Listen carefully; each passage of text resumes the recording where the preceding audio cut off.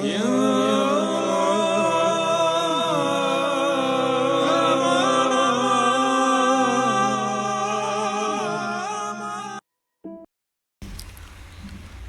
kalian subscribe dulu channel ini agar kalian tidak ketinggalan video terbaru dari channel kami. Literatur Aji Pancasona dari Sang Resi Subali.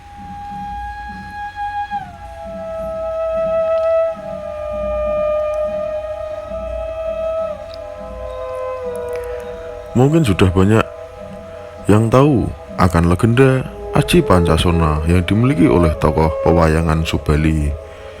Selain Raden Subali, ajian legendaris Pancasona ternyata juga diketahui dimiliki tokoh-tokoh legendaris Nusantara. Pancasona sendiri memiliki daya magis di mana memiliki ajian ini tidak akan mati selama tubuhnya masih menyentuh bumi, serta terpapar angin dan setiap luka akan segera pulih kembali seperti sedia kala. Konon ajian ini memiliki ajian membutuhkan usaha yang ekstra keras, karena untuk menggunakan ajian ini memerlukan konstruksi, kesabaran dan tingkat laku yang cukup tinggi. Menurut Kamus Besar Bahasa Indonesia KBBI, Pancasona kata benda merupakan mantra yang menyebabkan seorang yang telah mati bisa hidup kembali. Dengan masuknya kata Pancasona dalam Kamus KBBI, maksudnya ilmu ini memang benar-benar ada di Indonesia, bukan mitos, legenda, cerita rakyat, atau isapan jempol belaka. Dari sisi kekuatannya, ilmu Pancasona mirip dengan ajian rawa rontek, di mana pemilik ilmu tersebut tidak akan mati selama jasad tubuhnya yang meninggal terkena tanah. Kedua ilmu ini sangat eksis pada zaman kerajaan Malwapati yang dipimpin Prabu Angling Dharma bersamaan dengan rahasa kalangan pendekar untuk menandingi ajian sakti mandraguna Renggah Gunung. Sejarah asal-usul Pancasona. Pada zaman dulu kala ada seorang resi setengah manusia dan setengah kera bernama Resi Subali yang konon memiliki ajian Pancasona.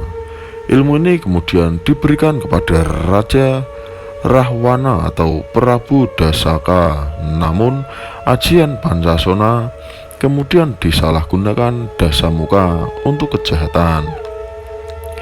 Dia menjadi tidak bisa dibunuh, tidak bisa dikalahkan, padahal ilmu kesaktian apapun semestinya digunakan untuk kebaikan. Sebagai hukuman, Rawamana kemudian mendapatkan hukuman pahit dari dewa. Tubuhnya dipasang dan dijepit dua gunung besar hingga ribuan tahun lamanya. Sejak peristiwa itu tidak ada lagi orang yang memiliki ajian Pancasona. Hingga suatu ketika pada zaman Prabu Angling Dharma pada tahun sekitar 1100-an Masehi, hiduplah kisah tentang Durgandani dan Sudawirat yang secara sewenang-wenang menggunakan ilmu Renggah Gunung untuk kejahatan. Salah satu korbannya adalah Mahasurya dan anaknya Galuh. Sudawati, istri Mahasura, tidak terima suami dan anaknya dibunuh dengan ajian Renggah Gunung hingga tewas secara mengenaskan. Sudawati kemudian bertapa, tidak makan, tidak minum, hingga ditemui dengan Batara Wisnu yang dipanggil dengan nama Romo Pangeran. Sudawati meminta petunjuk untuk mengalahkan ajian Renggah Gunung.